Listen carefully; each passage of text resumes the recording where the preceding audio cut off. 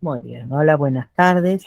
Bueno, hoy martes 9 de agosto estamos dando comienzo al microseminario de primavera, anticipada, por suerte, desde el matadero hasta el cachafaz, ¿no?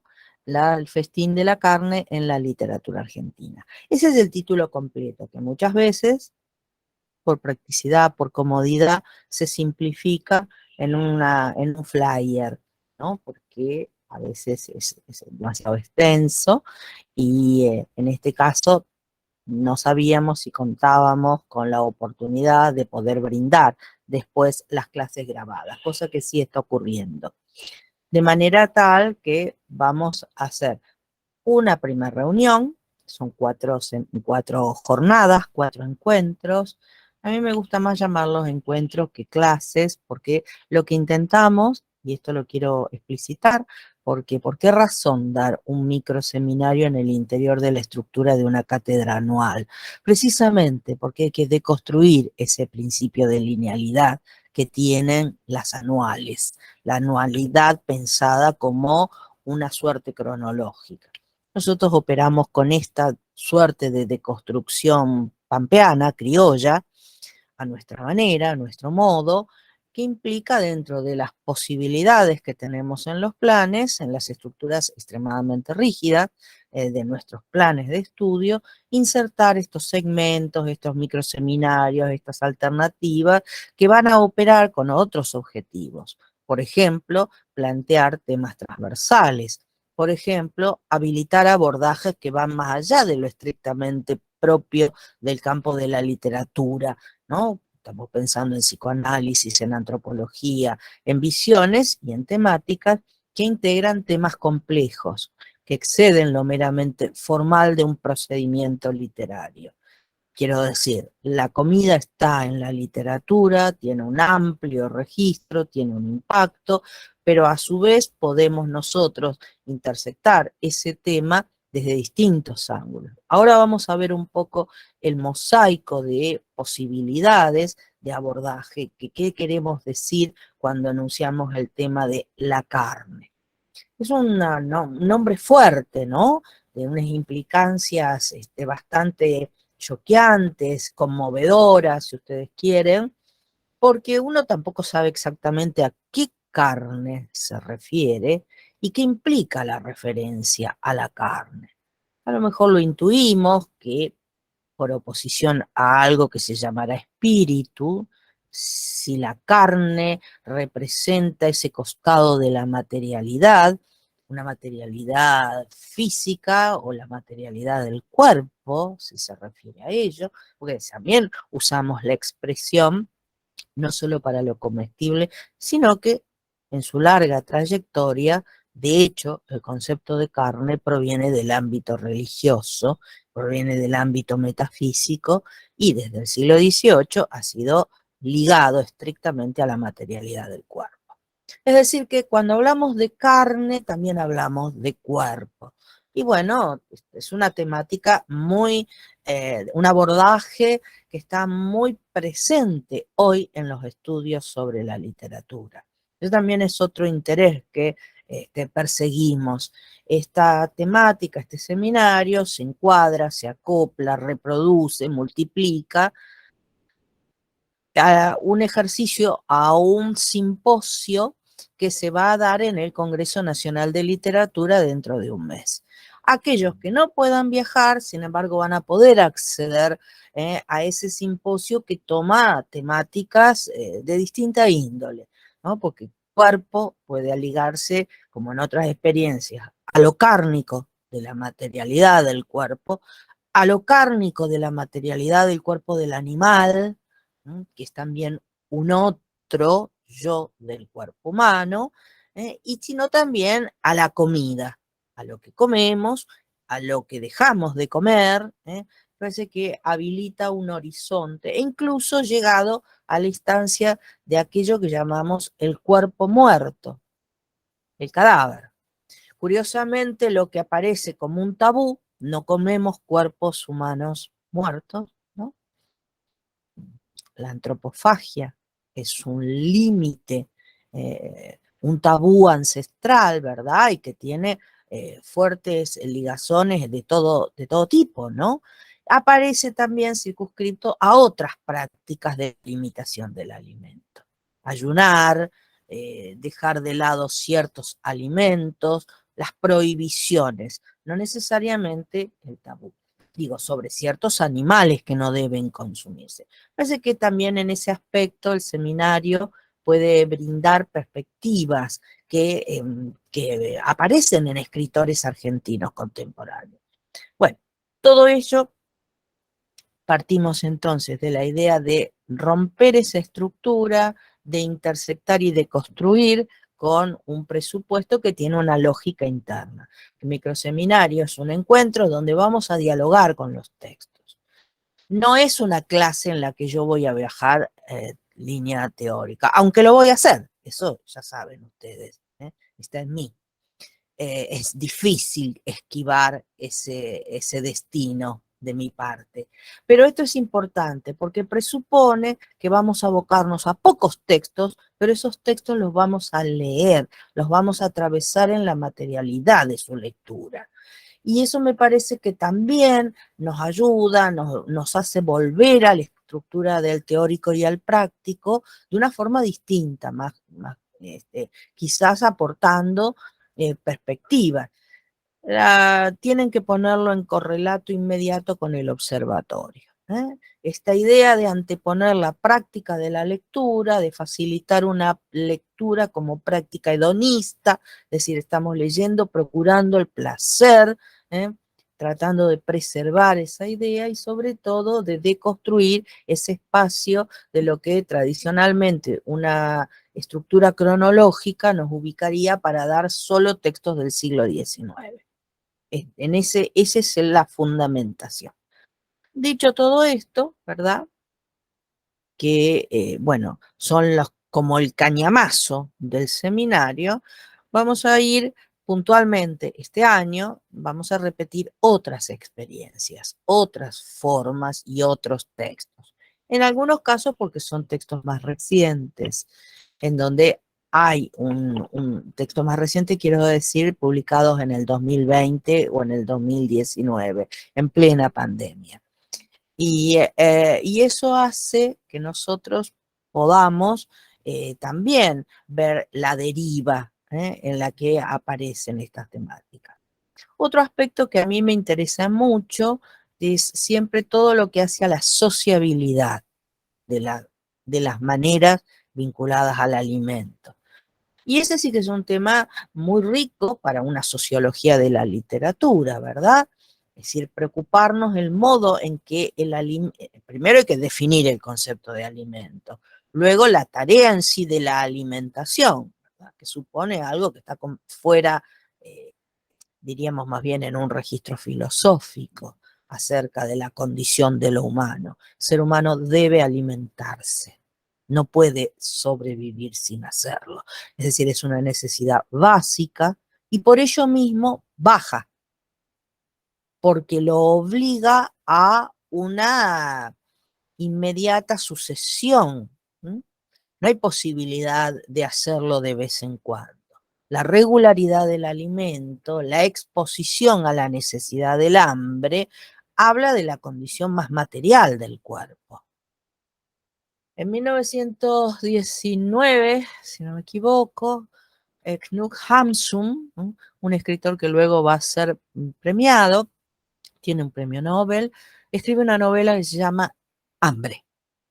Y Hamsun hace una especie de experimento, la novela es pesada, pero a la luz de una lectura hoy es sumamente atractiva, porque se propone como hipótesis algo que riñe indefectiblemente el mundo de la estética, el mundo del arte, con el mundo de la materialidad concreta de los cuerpos. No se puede escribir con hambre.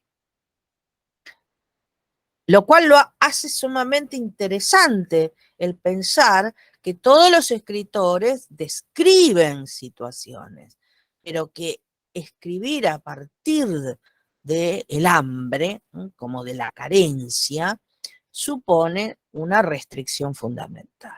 Bueno, ese es un experimento que la novela favorece, está en un extremo de lo que podríamos llamar una propuesta naturalista, ¿verdad? Es una suerte de dominio de la concupiscencia del cuerpo, ¿verdad? Recuerden que es una palabra que viene desde las etapas platónicas. Esta idea de lo bajo, lo que el cuerpo nos obliga a hacer, porque estamos combinados por su fisiología. Para Platón esa era una idea obscena.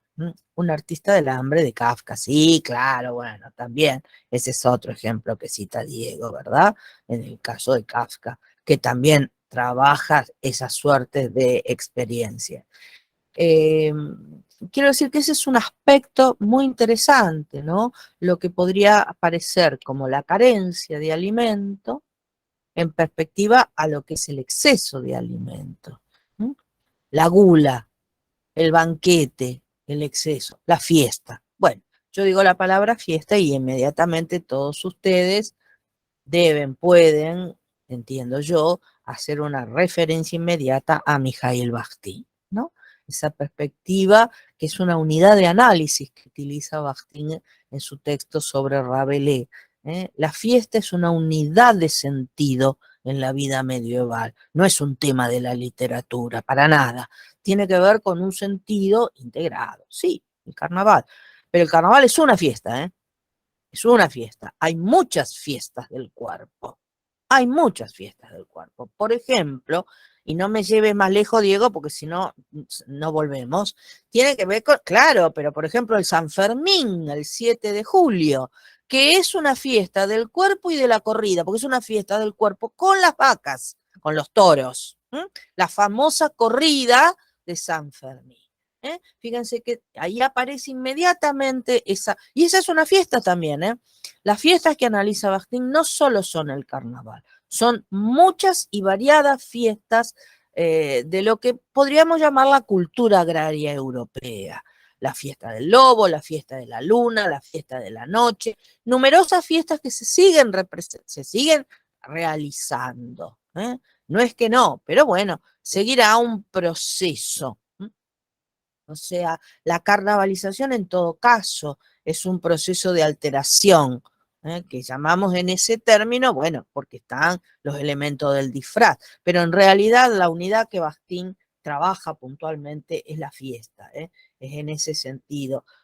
También en la América Latina hay fiestas con ganado, las fiestas, la Farra do Boi, es una fiesta que retoma las comunidades de azorianos en el sur de Brasil realizan, pero tienen otros condimentos. Probablemente señalan quienes reconocen en ella el saltar animales, su origen en las sociedades micénicas, cretenses.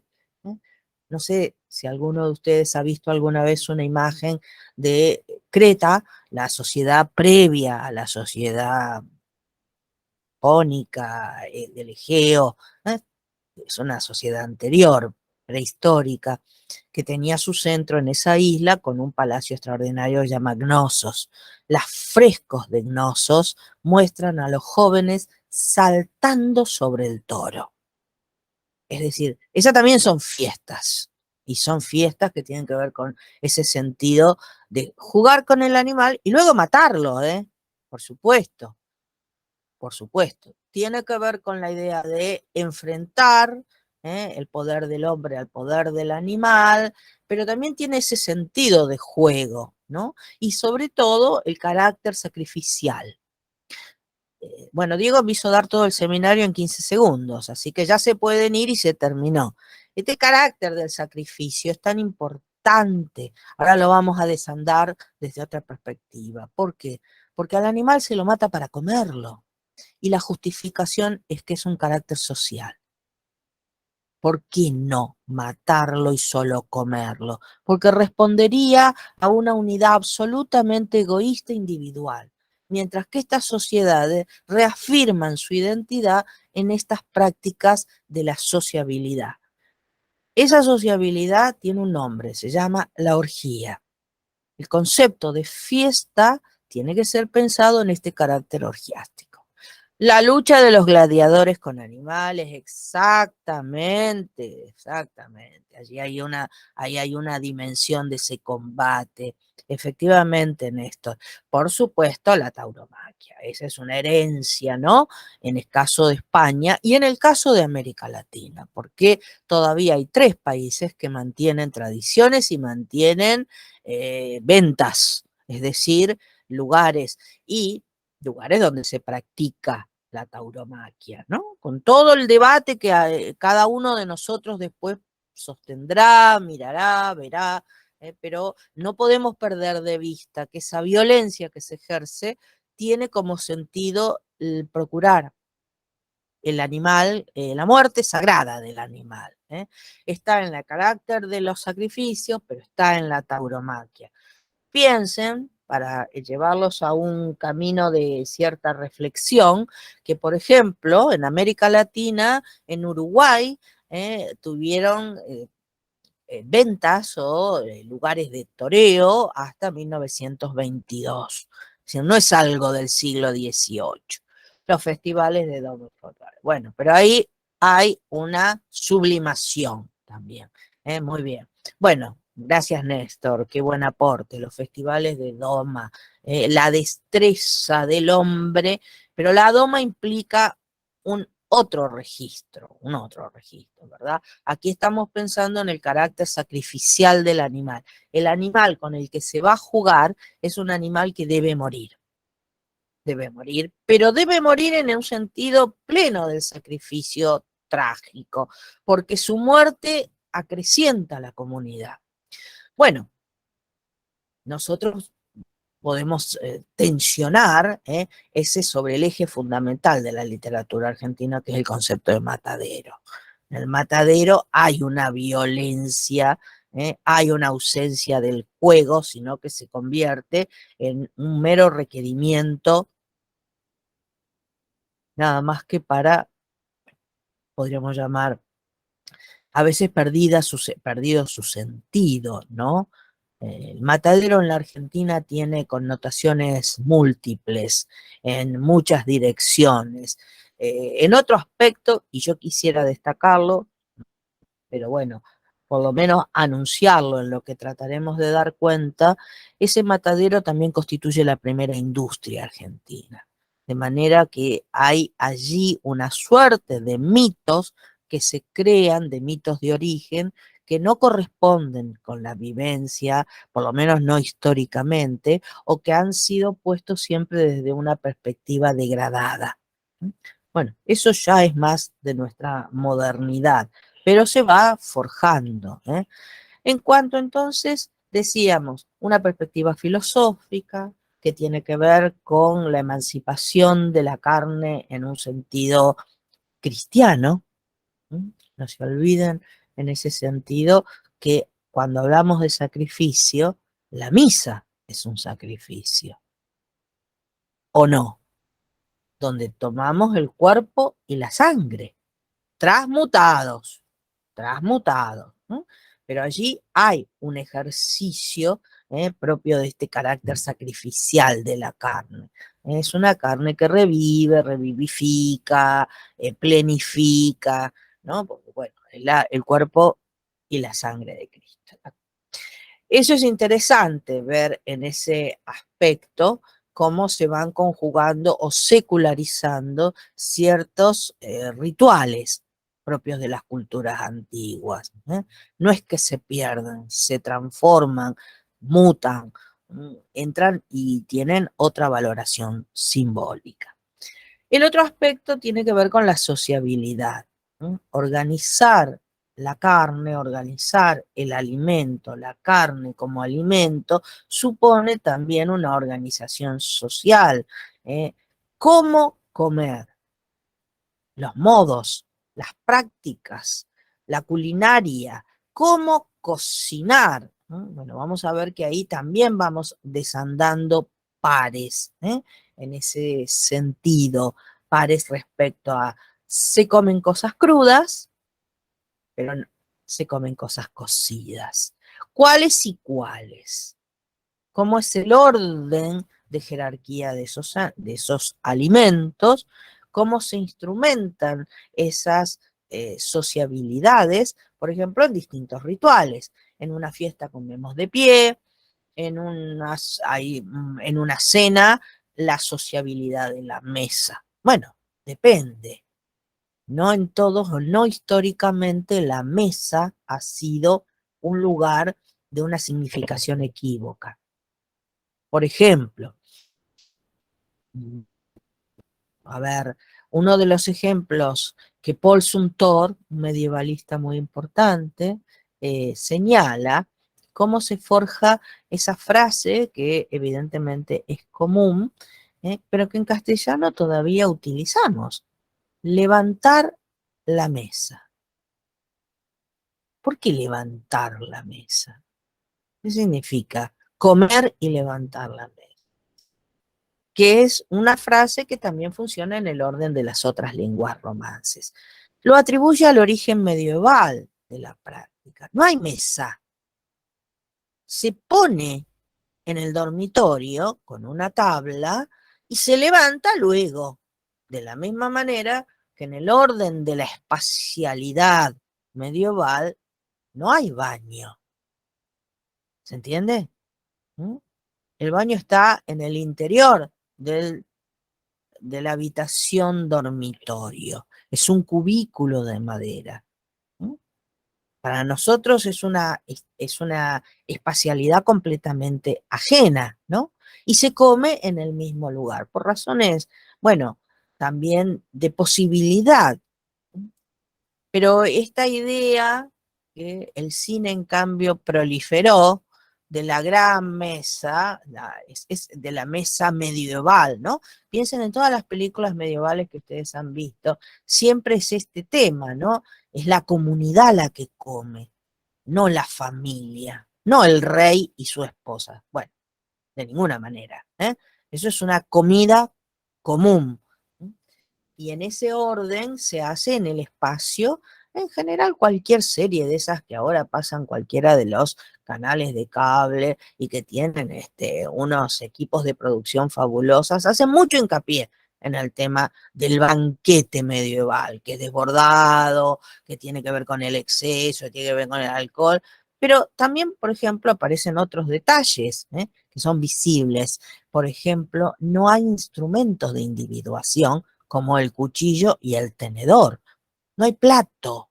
Se come con una cuchara de una olla común. Es interesante ver en qué medida el asesoramiento historiográfico no les permite plasmar esa imagen porque sería revulsiva para un espectador contemporáneo. La fuente se pone en el centro y lo que se come son una suerte de sopas, guisos. Es decir, el tenedor es un instrumento, como el cuchillo, como la cuchara, pero sobre todo el tenedor está ligado a la individuación burguesa. Se introduce en el Renacimiento. Bueno, pero ¿a dónde nos fuimos? Volvamos a nuestra literatura argentina y preguntémonos, ¿pero y el gaucho cómo comía el asado? ¿Y qué asado era la carne que se asaba? ¿Se asaba? ¿Cómo se asaba? ¿Mm? Porque también sobre esa unidad vamos a encontrar también una serie de mitos fundantes, de una suerte de mitos que se relacionan, dispositivos de control, si ustedes quieren. Entonces, por un lado tenemos esa sociabilidad, por otro lado tenemos las tecnologías, que es en otro sentido, cómo cocinar. ¿Mm? Cocinamos con leña, cocinamos con gas, cocinamos con electricidad. ¿Cómo cocinamos?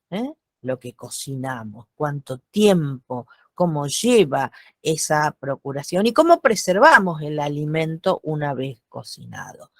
Son todas cuestiones que van a marcar improntas, ¿no? Por ejemplo, es muy importante poder asociar que esa mitología de la carne no tenía forma de preservación posible.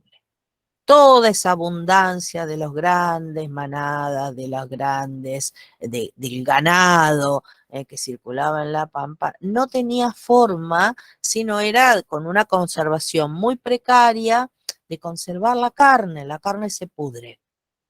Es uno de los alimentos más perecederos, por lo tanto, su consumo fue ligado a una tecnología de la conservación. La primera, la ancestral, la sal. Pero salar, ¿no? Los saladeros de carne implican perder gran parte de la calidad de esa carne.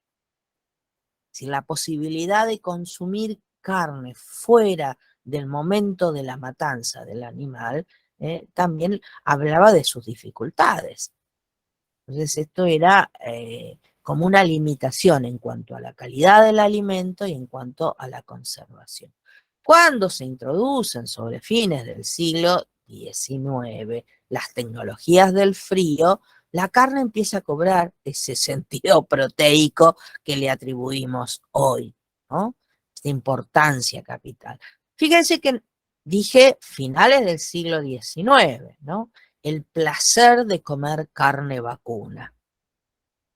Es un elemento que está bastante posterior a las ideas que durante la colonia y durante el proceso del siglo XIX se forjaban alrededor del concepto de carne. Cuando se dice carne, en este sentido se piensa en carne de ovejas. Luego vendrá la carne de vaca, carne de oveja o carne de caballo. O, en su defecto, carnes son las aves de corral. Comer una vaca implicaba un esfuerzo enorme, gigantesco. ¿Mm? Y no porque no estuviera acceso, sino por lo que implicaba toda esa tecnología, esa instrumentación para su consumo. Bueno, vamos un poquito para atrás entonces.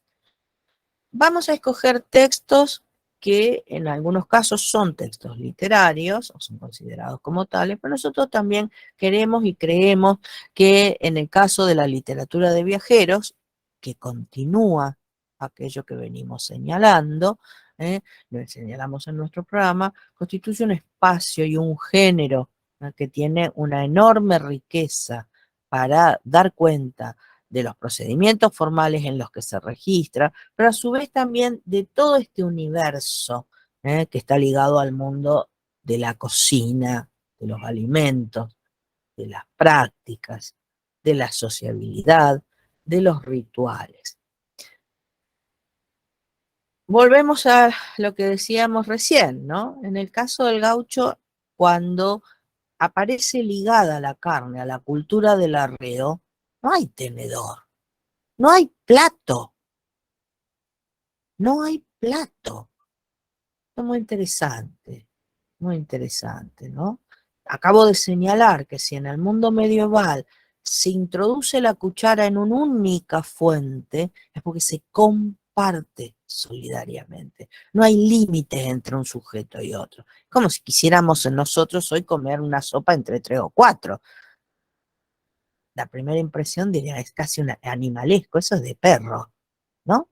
Nos repugnaría, nos provocaría un rechazo, esta suerte de contacto de la individualidad. El plato y el tenedor son elementos del Renacimiento, se introducen en las cortes para marcar el buen gusto de la mesa. Una sociabilidad que tiene más que ver con las normas cortesanas, que con el hecho de lo que se come en sí. En nuestra literatura, a ver, perdón, Diego, sí, te doy, ¿qué decís? Más aún, perdón.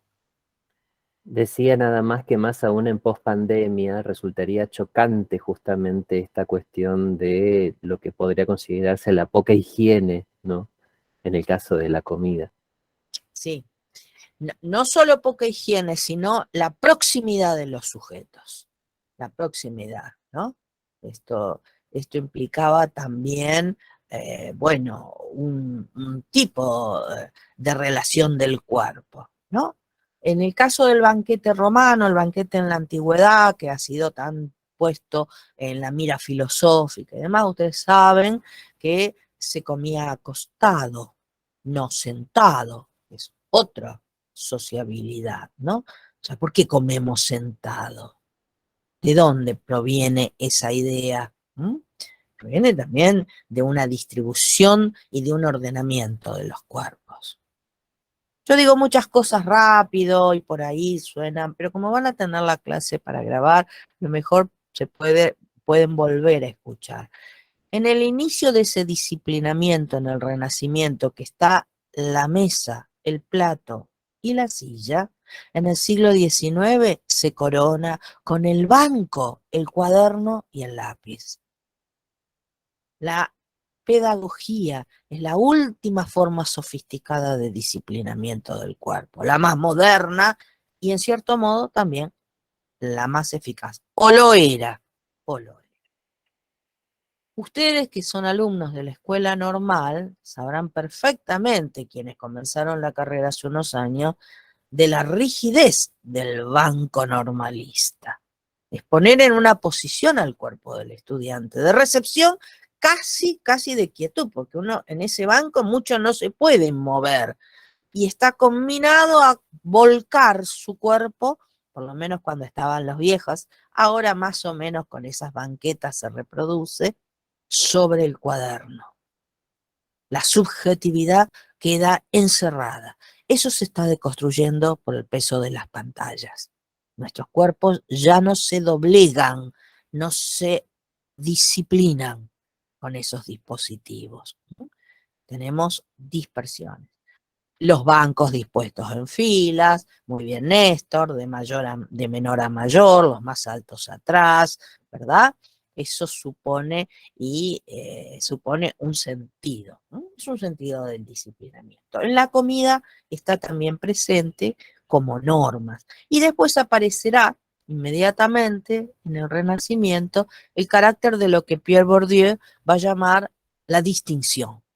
¿Qué hace a la distinción de comer? Si comer es un mero acto que tiene que ver con la satisfacción inmediata del hambre. Justamente todos estos dispositivos que se crean alrededor de un saber comer. Por ejemplo, manejar los instrumentos, el uso y los cambios, las entradas y salidas de los alimentos, cuando comemos una cosa, cuando reservamos para la otra, el proceso que reúne a una cena. ¿Por qué razón tenemos momentos puntuales para comer y están tipificados? Cenar no es almorzar, desayunar no es merendar, tenemos fuertemente tipificado, cosa que no ocurría en el mundo tribal. En el mundo tribal no existe eso, se come cuando se tiene hambre. No hay ese protocolo, se come solo cuando se tiene hambre. Y al mismo tiempo está esta otra comida que es la sacrificial, que se come en la fiesta y se come para compartir con la comunidad, la casa, por ejemplo. Entonces es muy interesante cómo se van forjando estos nichos, estos ítems. Si pensamos en nuestra literatura gauchesca, o en nuestra literatura vinculada al mundo del gaucho, porque hay matices entre una cosa y otra, vemos que es un tema prácticamente inexistente. Prácticamente, ¿no? Lo curioso es que no se destaque, que no aparezca. En la cultura del arreo sí es singular un hecho, el canto alrededor del fogón. Y en ese canto, la comida. ¿Cómo es? ¿En qué momento come un gaucho arreador o recero? Un recero. ¿Cómo es esa sociabilidad de hombres en tránsito? En tránsito. Gran parte de esa cultura del gaucho, la cultura antropológica del gaucho, tiene que ver con el arreo, tiene que ver con el traslado, tiene que ver con el viaje. Es un viaje transportando ganado. Y eso también marca las pautas de cómo y qué consumir en ese viaje, ¿no? ¿Cuáles son los momentos? Eso lo van a dar cuenta los viajeros, enormemente, ¿eh? Señalando a veces con sorpresa, a veces con indignación, pero en general aportando esa nota, que tenía que ver con una alimentación muy escasa, muy pobre, muy pobre. Entonces, ¿de dónde nos viene el mito de la abundancia de carne? ¿De qué forma se ha instalado esta idea de la bonomía? ¿No? Probablemente allí haya que revisar, ¿no?, algunas instancias, particularmente. Bueno, volvamos un poquitito más. Entonces, así que tenemos, por un lado, de las prácticas, dijimos, la sociabilidad de la mesa. A ver, dale, Diego, escuchándote me vino a la mente lo siguiente: la tumba antes era la cárcel, no la alcancé a leer, ya se corrió de mi espectro, de lo que mandaste No, al eso WhatsApp. era algo off the record, nada Ah, más, bueno, yo lo hice. porque era justo escuchando todas las distintas connotaciones y a qué se le llamaba, ¿no?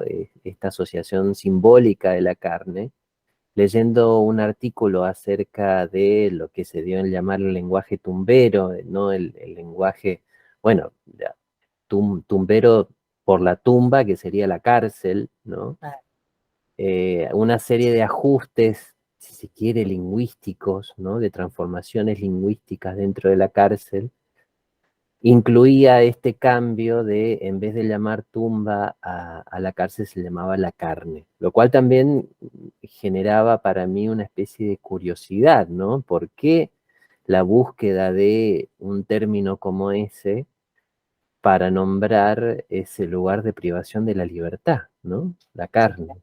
claro. Era nada Bueno, más que eso, era como una especie de nota al margen. no, pero es concomitante. Ustedes saben, porque han leído a Foucault, todos seguramente, que Foucault señala el origen de todas las prácticas de confinamiento en el siglo XVII, que son las prácticas de confinamiento: la cárcel, el asilo, el hospital, que también es una forma de curar la carne, si ustedes quieren, se dan cuenta que es una metafórica que viene del campo del cristianismo. Esta idea de que la carne y sus problemas, el cuerpo, ¿verdad? Y sus necesidades. Y el último, el ejército, es uno, por supuesto, porque son todas formas de disciplinamiento, y la escuela, ¿eh? Son lo que desde otra perspectiva se denominan los aparatos ideológicos del Estado: las iglesias, el ejército, el Estado, las formas de organización a través de lo que llamamos el disciplinamiento de los cuerpos. Foucault es el máximo especialista en esto. La medicina, ¿de dónde salimos de la hechicería para pasar al plano de un saber organizado que dispone de la salud de los cuerpos? Miren si son o no temas importantes. Porque ¿qué comer? ¿Cuándo comer? Claro, sí, la clínica, ¿eh? Bueno, pero no solo la clínica en el sentido médico, también la psiquiatría, ¿eh? Cuidado, es el saber psiquiátrico, de poder decir cuándo un tipo está loco, cómo son las restricciones en el orden de la locura y qué implica ello, porque básicamente implica preservar esos cuerpos, tenerlos guardados, ¿eh? Guardados. El orden de los discursos. Claro, efectivamente, en la episteme contemporánea hablamos, de este tipo y los transformamos en ciertas patologías del cuerpo. Eso habla también de ese disciplinamiento entre lo normal y lo anormal.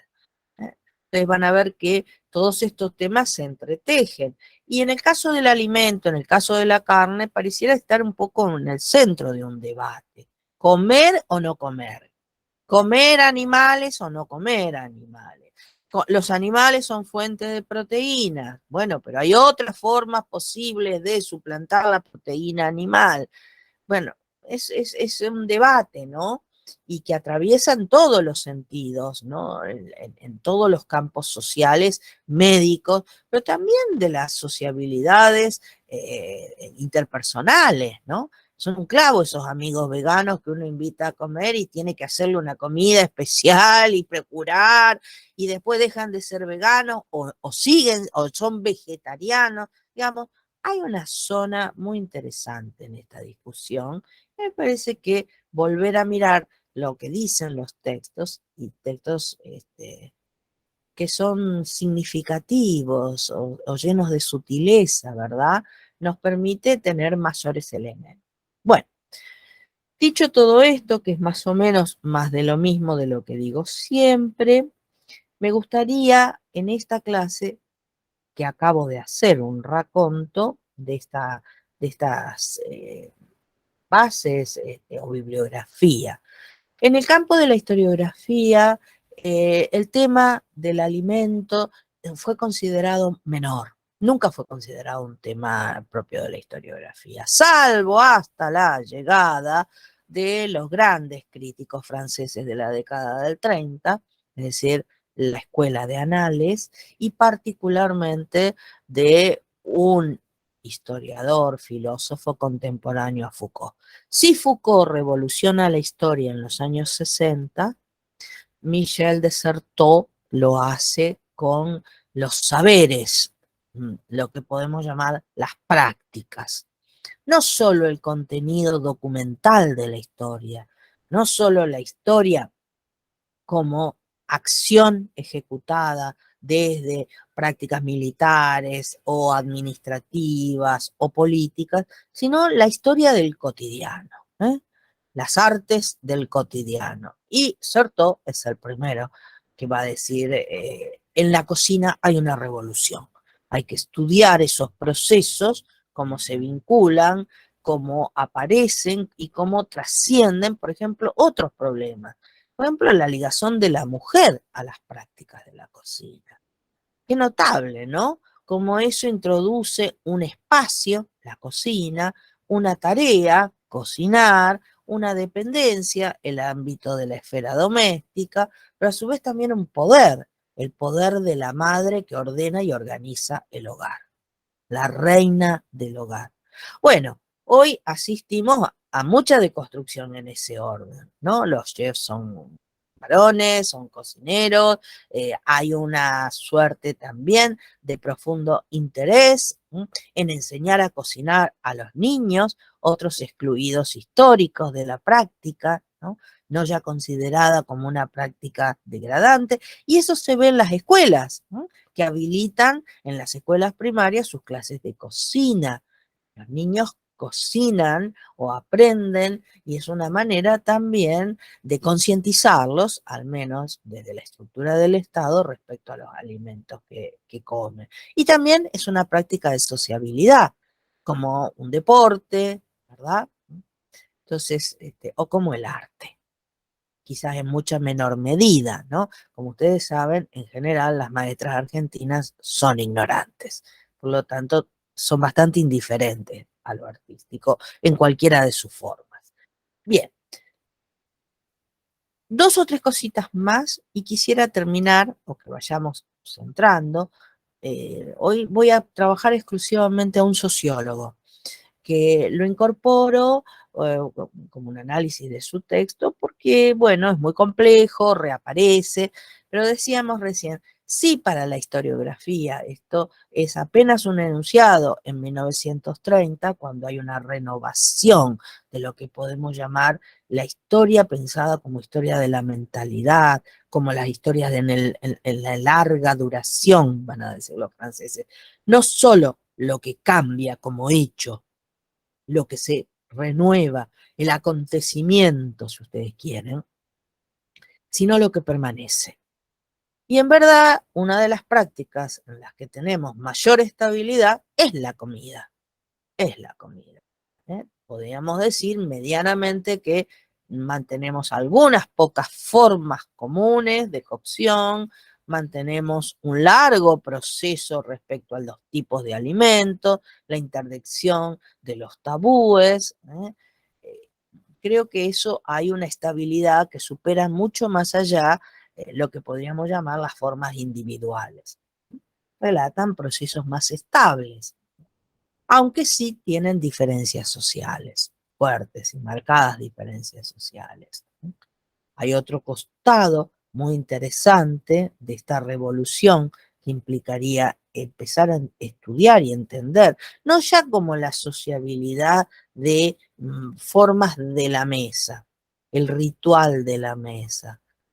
Eh, eh, no es un tema menor para el nuestro, para quienes entendemos o intentamos leer literatura, porque está ligado a un concepto que es el de los buenos modales.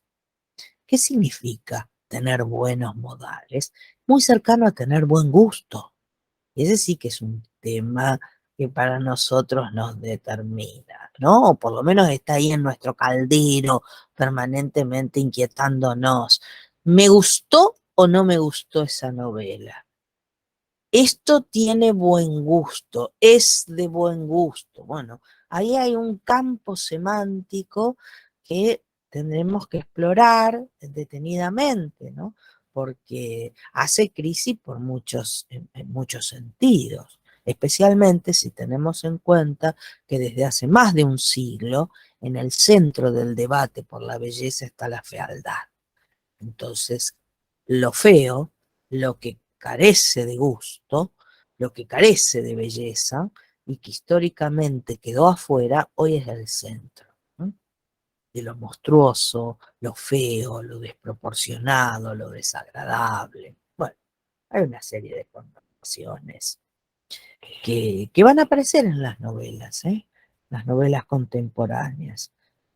Ese regreso de lo que podríamos llamar el cadáver, ¿eh? La impronta de lo cadavérico.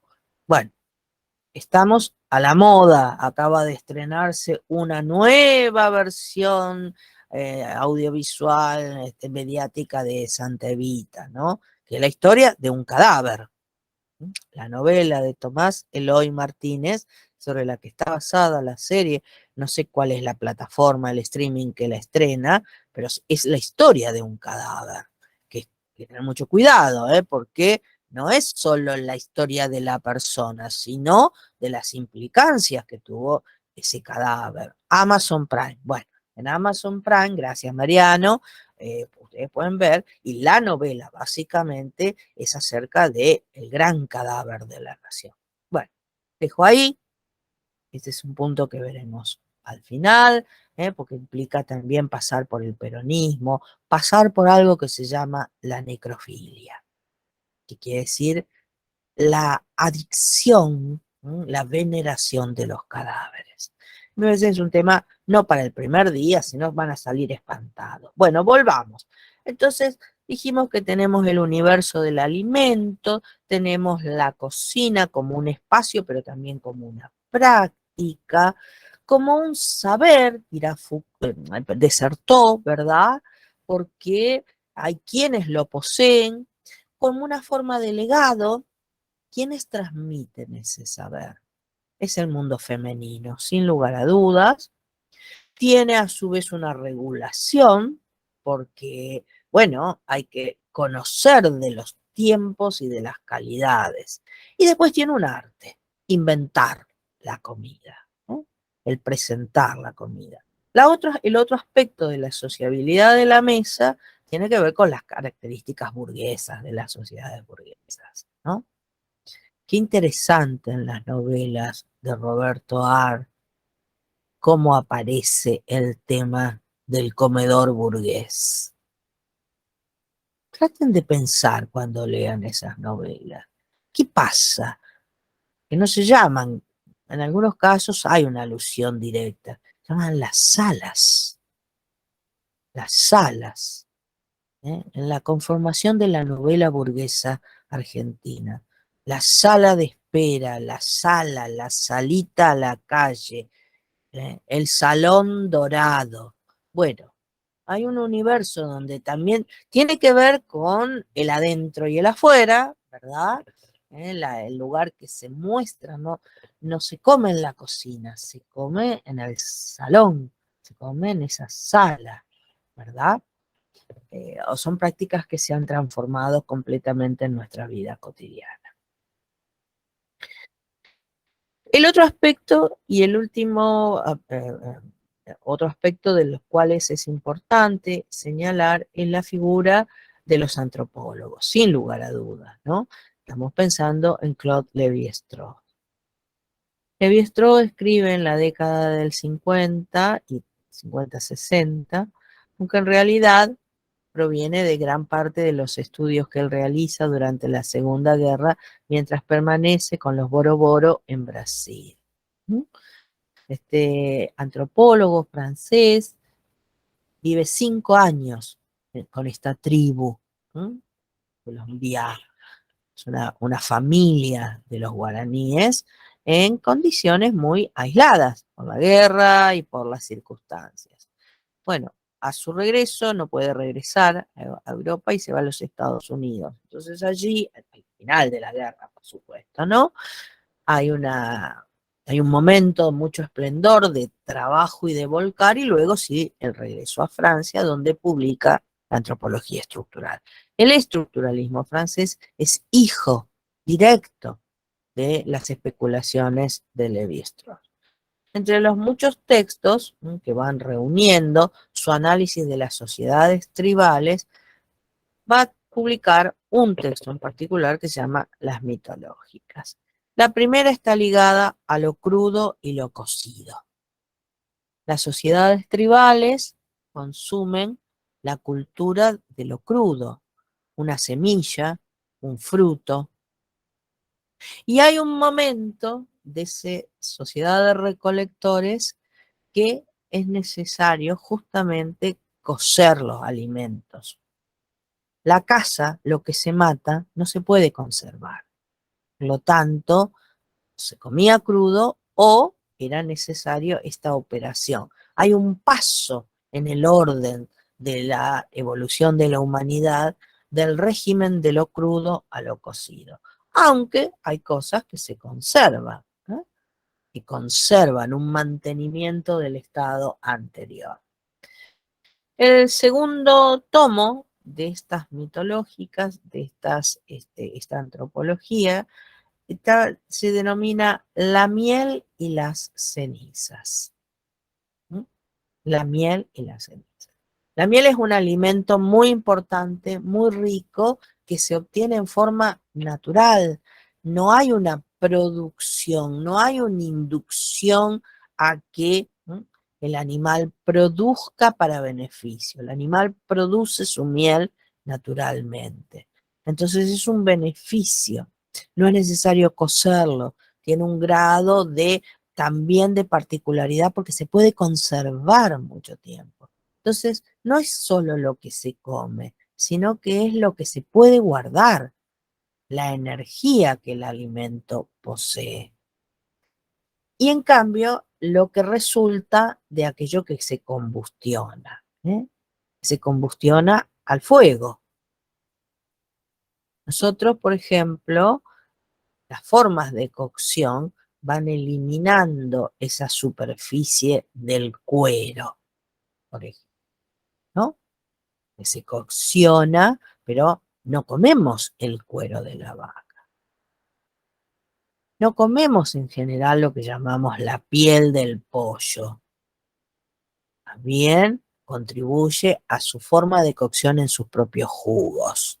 Eso es el recurso, ¿verdad? Para ir enriqueciendo en forma de vitaminas, proteínas, para enriquecer el concepto de alimento. Y el tercer tomo de estos textos se llama Los modales de la mesa. Es interesante, muchos solo trabajan los dos primeros porque marcan esa transición, ese camino de la hominización, digamos, de la diferenciación de lo humano con el resto de las tribus animales, de los grupos animales. Del ciclo o de la economía de recolección, de la caza precaria, y del nomadismo temporal a la cultura agrícola. Eso marcaría, ¿no? En los tiempos, dice Lévi-Strauss, de la memoria ancestral son los tiempos de la hambruna. El horizonte del hambre es un horizonte cotidiano, es a diario luchar contra el hambre. Creo que en general ya no ocurre, por lo menos en nuestra sociedad. Por lo menos en nuestra sociedad. Tenemos otras formas de hambre, si ustedes quieren, pero el acceso al alimento, la conservación del alimento, la preservación de la calidad del alimento, se da en guarismos como nunca se dio en la historia de la humanidad. ¿Mm? Bueno, tomemos un último ejemplo antes de hablar, de pasar a esta segunda parte de la clase. Cuando el gaucho en el arreo o ante el hambre, se dice, mataba una vaca para comer. ¿Qué comía de ella? ¿Cuánto comía de ella? Déjenlo como pregunta, déjenlo como inquietud. ¿Con qué instrumentos se asaba o se podía cocinar esa carne? ¿Qué parte de la carne era aquella que era accesible y cuál no? Ahí hay también un debate muy interesante al respecto, ¿no? Interesante. Bueno, hoy entonces vamos a entrar por otro lugar, por el lado de la sociología. A mí siempre me ha gustado muchísimo la crítica alemana, los filósofos alemanes. Entre ellos he leído y destaco particularmente siempre la importancia de George Simmel. Simmel es un sociólogo muy leído por los franceses. Miren qué curioso, qué interesante, ¿no? En realidad está traducido al pensamiento francés. ¿Cómo ocurre con esa ligación tan profunda que tiene la crítica francesa con la alemana o la filosofía francesa con la alemana, ¿no? En mucha menor medida con la inglesa? Ustedes piensan que Barthes, Roland Barthes, escribe todos sus trabajos sobre cine, sobre semiótica, inspirado en un crítico muy menor que solo recién ahora en estas últimas 2 décadas se ha recuperado. Se llama Siegfried Kracauer. Krakauer era un periodista en un diario menor y encima no era el gran periodista cultural ni cinematográfico. Lo mandaban a ver todas las porquerías que se filmaban. Pero Krakauer hace de la reseña cinematográfica un arte. Barthes lo lee y lo reproduce hasta el plagio. Hasta el plagio. Nosotros que hemos leído La cámara lúcida, las reflexiones sobre el concepto de cine, la transformación que opera sobre la fotografía, son ideas que ya están en Krakauer entre el 18 y el 20. Bueno, esa familiaridad, esa suerte de filigrana del pensamiento siempre me parece destacable, no como irrupción de algo de la novedad absoluta. George Simmel tiene unos trabajos fundamentales de sociología, básicamente sobre un objeto que es poderoso señor don dineros, poderoso caballero de la cultura capitalista, el dinero. Sociología del dinero es el análisis, es un trabajo, un capolaboro enorme, impresionante, porque no solo es un trabajo acerca de la formación de la moneda, sino de todas las implicancias emocionales, psicológicas, sociales que implican pensar en por qué adoramos al dinero, por qué queremos el dinero y qué significa en nuestras vidas la presencia, qué nos permite obtener el dinero. Bueno, muy bien. Hay un trabajo sobre los aspectos de la vida cotidiana que se llama El individuo y la libertad, ensayos de la crítica de la cultura. Son ensayos que estaban dispersos, se recogen en forma posterior. Muchos de ellos son colaboraciones con revistas o diarios, como era habitual en los suplementos culturales, y yo decidí trabajar uno que se llama Sociología de la Comida. En este texto, que se publica en los 80 por Península, es un texto hoy caro, porque, bueno, son editoriales también de innovación en aquel momento, en lo que implicaba traducir a estos escritores que no circulaban en español. Las traducciones no siempre son las mejores, siempre las mejores traducciones se hicieron en la Argentina, por muchas razones. Entonces, a veces esta complejidad del paso de la lengua del alemán al español dificulta la lectura del texto, complejiza. Muchas veces estas traducciones se tomaban del francés, ¿no? Se replicaba. Pero bueno, más allá, hay un trabajo muy interesante en este texto sobre el paisaje, que realmente es observaciones, lo que los ingleses llaman un insight, esa capacidad de observar, la observación filosófica, que es muy, muy atractiva. Bueno, vamos a un poco a leer. Fíjense que es un texto que tiene apenas 4 capítulos, 4 páginas, o sea, es muy breve, pero muy meduloso. Y parte justamente de este reconocimiento. En el orden filosófico, el comer, lo más común que tiene el hombre es justamente comer y beber. O sea, son lo que podríamos llamar los elementos de presencia de esa corporeidad individual, absoluta. No depende nada de su voluntad. Y esto es un otro aspecto, ¿no? Mientras que todo lo que hace al carácter volitivo, a la decisión, conforma el espacio filosófico, ¿sí? Moral, ético, en la forma en que ustedes quieran llamar. Pero no esto que está por debajo del nivel. Podríamos decir desde otra perspectiva, es lo que hace a la animalidad del hombre, comer y beber. Sin embargo, dice Simmel, no puede comer todo bajo ninguna circunstancia. Hay siempre un conjunto de restricciones sobre la posibilidad del alimento que come, la forma en que lo come y la cantidad en que lo come. Entonces dice, una sociología de la comida no solo debe quedar ligada al exclusivo egoísmo del comer, porque si bien el hombre come en forma individual, se observa lo que digo, es un proceso que debe cumplimentar cada uno, es enteramente un hecho social, es enteramente una forma de ratificar el estar unido. Dime lo que comes y te diré quién eres. En los cultos de la antigüedad, dice, este carácter primitivo estaba más que evidente, ¿m? Porque la comida era sacrificial. ¿M? Y dice, y en particular va a tomar un aspecto que es el de la comunidad semítica, ¿eh? El de la comunidad que viene, no del mundo grecolatino, sino de lo semítico.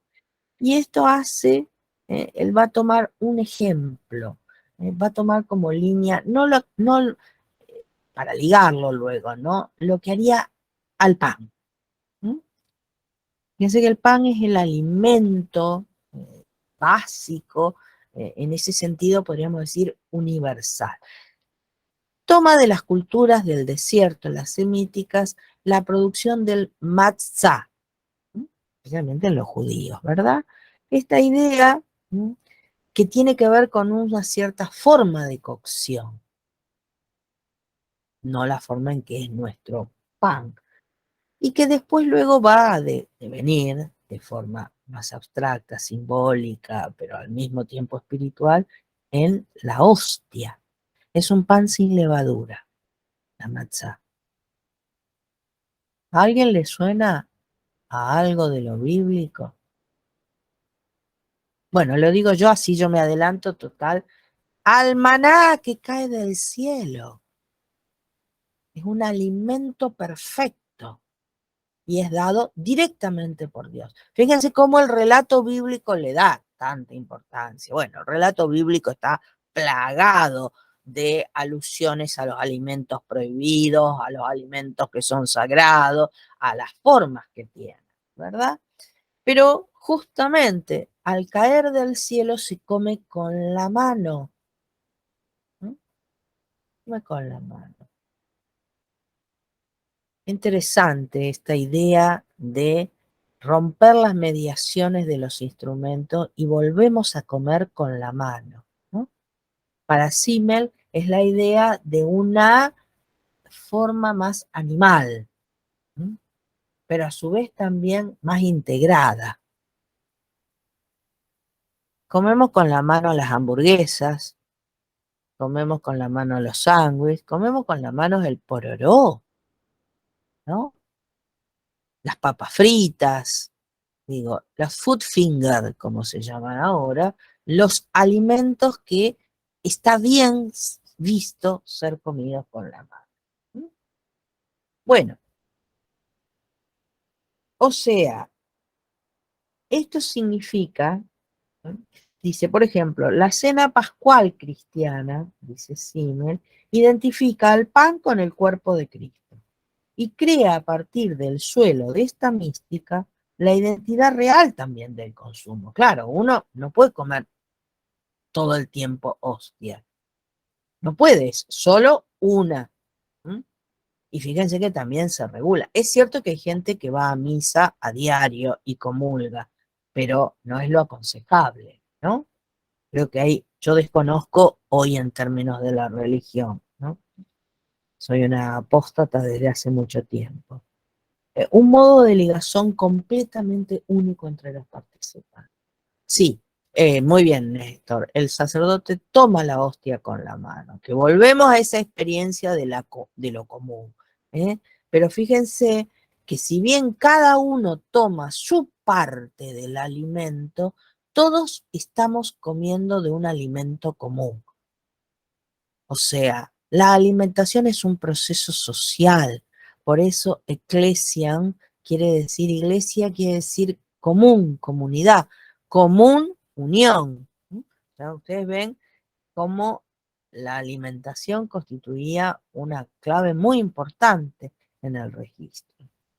Es decir, lo que hace la hostia, este piso, como dice Simmel, místico, es la idea de que nos alimentamos juntos, que formamos parte de un todo y que se excluye toda forma de egoísmo. ¿No? No es un hecho egoísta, individual, independiente, no es tampoco primitivo en ese sentido, sino que implica una superación. Por eso también, dice, son muy importantes cuando uno estudia literatura medieval, conocer las prohibiciones acerca de compartir la mesa con cualquiera. La mesa es ya de por sí un lugar sagrado, ¿eh? Que reproduce, recrea, pero sobre todo dice, no solo por la mística de la última cena, sino por la idea de que se comparte el alimento con los iguales. Los gremios comían en una mesa en común, los trabajadores de los gremios. Fíjense qué idea tan alejada, ¿eh?, de nuestros propios imaginarios. Es decir, se come en la Edad Media con los gremios. Se come, bueno, compañeros. Sí, claro, claro. Bueno, en el peronismo eso hay mucho para, hay mucho para leer, ¿no? Lo que implicaba. Bueno, en este caso le hace referencia a los gremios medievales, a los pintores, a todas las formas gremiales que comían, como si dijéramos, en su lugar de trabajo.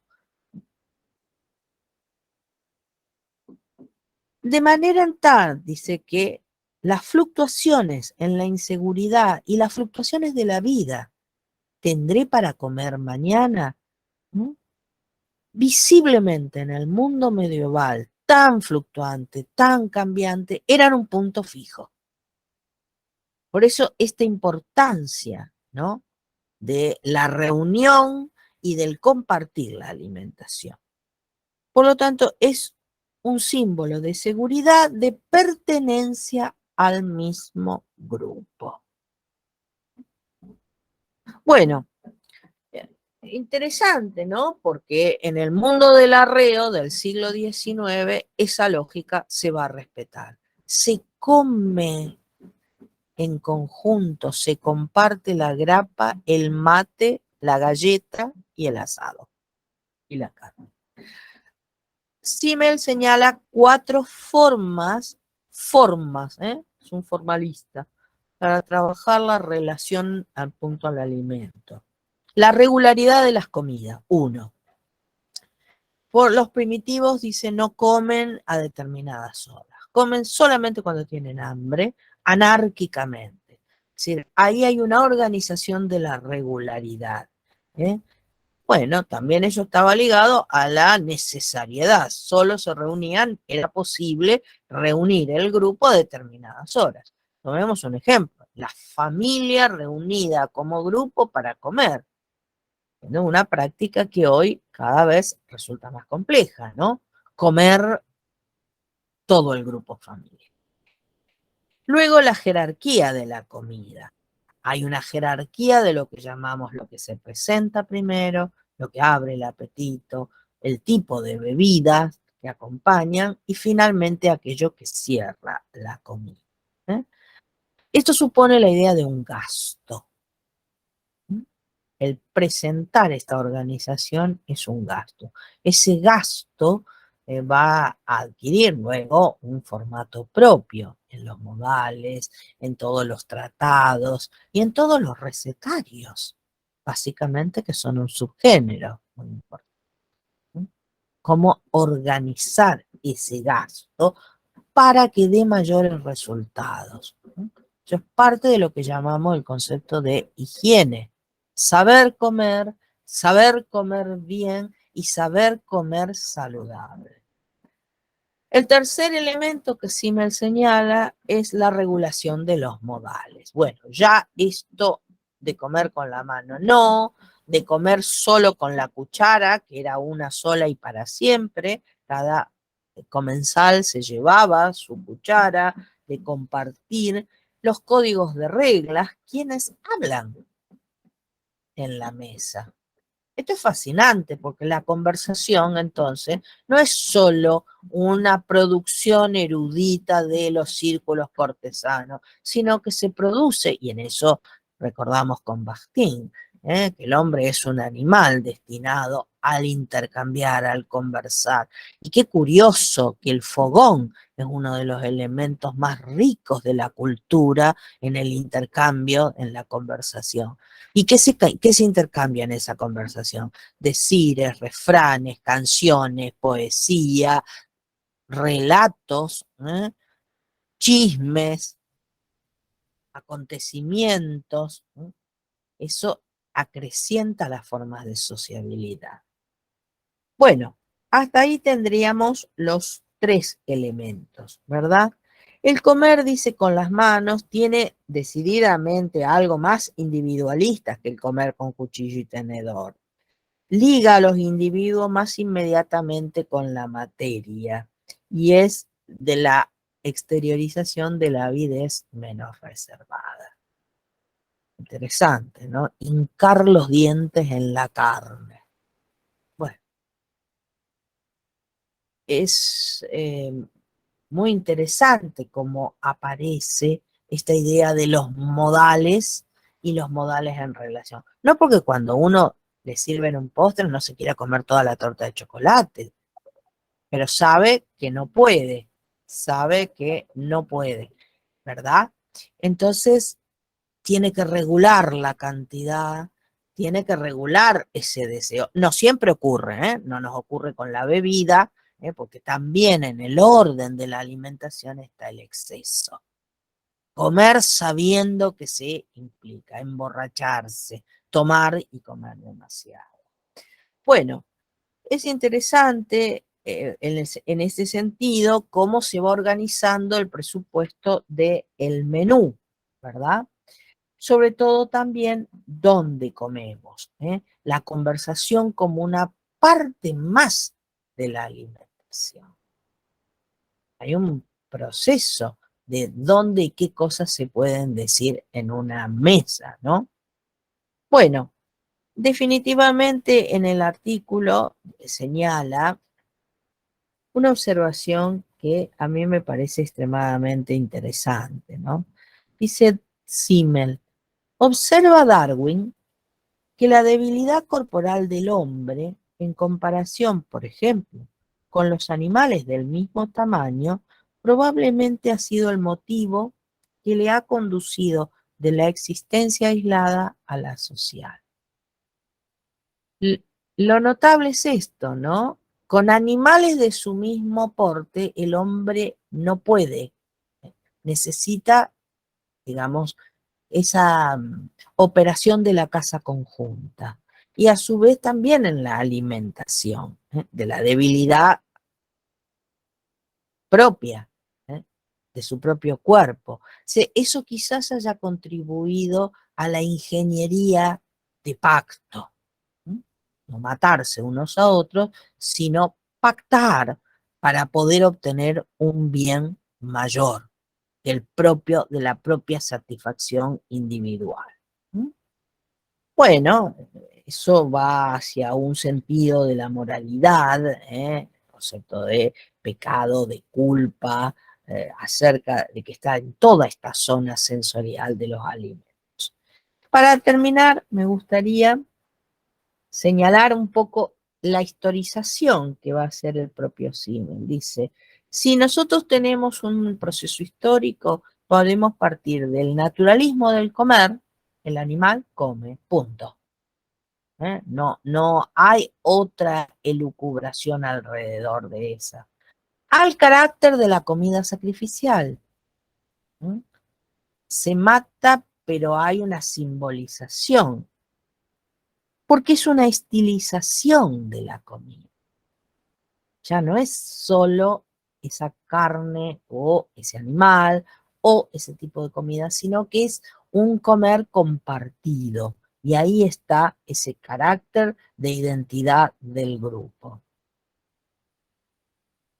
Y en este sentido, dice, vemos que algo que es bajo, que es fútil, ha crecido por sí mismo.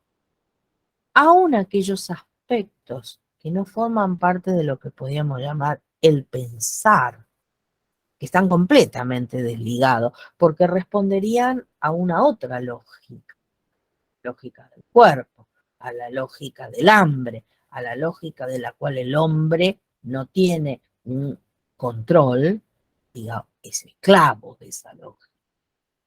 Sin embargo, produce un impacto a nivel de esas seducciones y artificiosidades. Y la cultura social es definitivamente un constructo artificioso, no tiene nada de natural. Interesante porque en ese momento también se va a producir una renovación al concepto de civilización, de cultura sobre todo.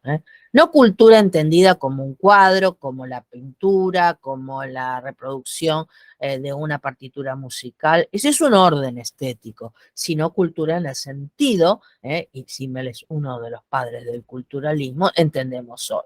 Hoy un auto es cultura, la comida es cultura, el arte es cultura, es un orden social. La ciudad es una parte de la cultura, no estamos ajenos a ello. Y la literatura forma parte de una discursividad estética que se intersecta con las discursividades culturales, populares, de élite, altas, bajas, formas verbales, no verbales. Entonces me parece que eso nos lleva a poder seguir pensando nuestro objeto de una manera más acrecentada y no achatada como una hamburguesa de McDonald's. Señores, ¿alguna pregunta? Hasta acá llegamos hoy. Si no están desmayados, si no han quedado en el camino, eh, me gustaría escucharles la voz.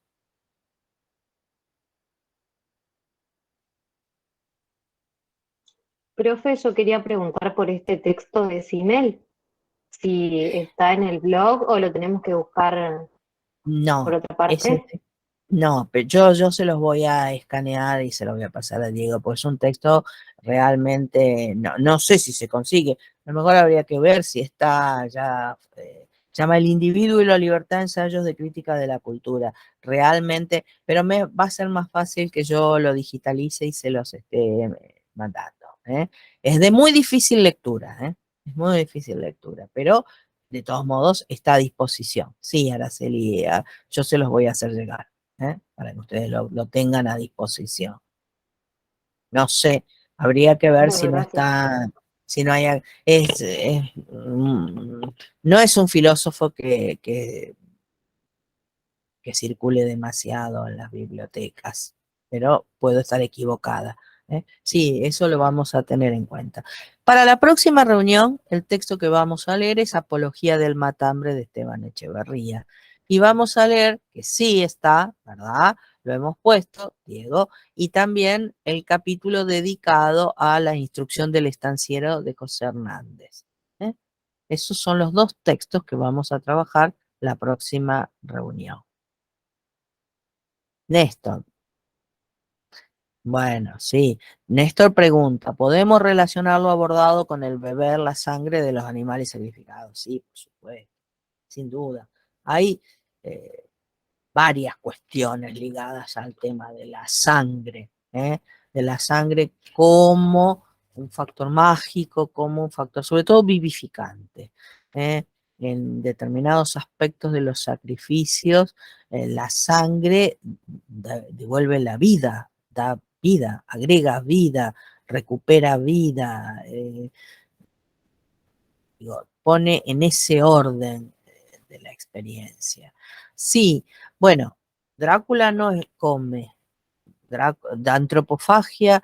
Lo que pasa es que el tema del monstruo, bueno, Néstor lleva el tema del monstruo, los monstruos modernos, ¿no? Drácula participa de esa experiencia porque se alimenta, es un alimento prohibido, pero sobre todo el interdicto de Drácula es que no es ni muerto ni vivo, es un muerto vivo. Sería un, como le dicen ahora cuando aparecen en, el, en las series, los muertos vivos, se me escapa ¿Un ahora, zombie? Un un zombie. zombie, un zombie. Aunque el zombie se supone tiene otra filiación a un tipo de mitomagia africana, tiene otro, pero cuidado, que la metáfora en Drácula es eso. Su amor no le permite morir totalmente y a su vez su carnalidad, su deseo, es peligroso en ese sentido. También hay otra peligrosidad en Drácula, que es que ama por igual a hombres y mujeres. Es andrógino, se alimenta. Bueno, la condesa sangrienta, sí, Elizabeth Bathory, la mujer, es un personaje histórico, pero en ese caso sí ha sido muy literaturizado, primero por la figura de una francesa a la cual la Pizarnik le copia su texto, se llama La Condesa Sangrienta, la traduce Valérie Penrose, creo que es una escritora que es la primera que habla, es una figura inquietante que cierta literatura demoníaca, demonizante o cierta forma va a recuperar. Son personajes que están en el límite de lo que podemos llamar la tradición sádica, las figuras de la voluptuosidad sexual. Bueno, Elizabeth Bathory mataba a niñas justamente para bañarse en eh, su sangre, sobre todo eran campesinas, eran niñas campesinas, y se considera que se le pudo probar más de 300 muertes. Eso es interesante porque era un nivel de escándalo, formaba parte de una de las familias nobiliarias más importantes, yo creo que eran prusianos, checoslovacos, habría que ver bien, yo no recuerdo eso. Bueno, el juicio fue un juicio como parte de los juicios de la modernidad tremendo. Nunca se la interrogó. Nunca, la condesa nunca fue al tribunal que la juzgó. Digo, para que veamos un poco también las causalidades, porque se consideraba que era imposible. Y fue tapialada, fue condenada a morir tapialada. Húngara, exacto. Los bárbaros. Y sobre todo esa forma mitológica de los, hay otras figuras de lo que podríamos llamar ciertas formas de no de la anormalidad, ¿no? De la perversión. Ejemplos claros de la perversión. Fueron recuperados como ejemplos para el campo del psicoanálisis. Y del psicoanálisis pasaron a las lecturas inspiradas en estos personajes, ¿no? Gilles de Rais, otro personaje, un héroe, era un lugarteniente de Juana de Arco, o sea, un militar eh, sumamente importante. Violaba y mataba niños. También fue quemado, no creo que Gilles de Rais.